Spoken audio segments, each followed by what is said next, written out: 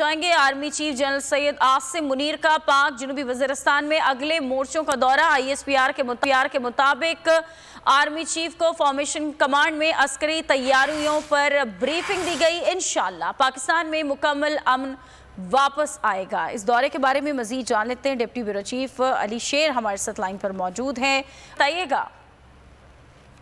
जी बिल्कुल, chief of army staff Syed Asim Munir ने formation headquarter जनूबी वज़ीरिस्तान का दौरा किया है और इस दौरान उन्हें सिक्योरिटी अमूर पर ब्रीफिंग भी की और इसके साथ साथ वो जो फ्रंट लाइन मोर्चे हैं वहाँ का भी आर्मी चीफ ने दौरा किया और वहाँ जवानों से मुलाकात की और सिक्योरिटी की जो सरहदी सूरत हाल है उसके हवाले से जायजा लिया।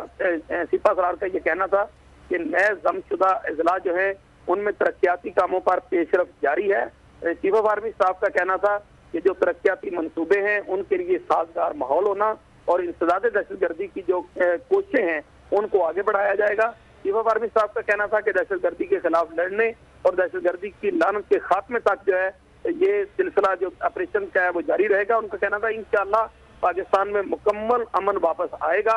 आर्मी चीफ का मुख्तलिफ रियासती इदारों के माबैन हम आहंगी की जो अहमियत है उस पर भी उन्होंने जोर दिया और इंसदाद दहशतगर्दी के खिलाफ जो जंग है उसमें पाकिस्तान और पाकिस्तान की फोर्सेस की इज्तिमाई कुर्बानियां जो हैं उनको सराहा। जी ठीक है, बहुत शुक्रिया।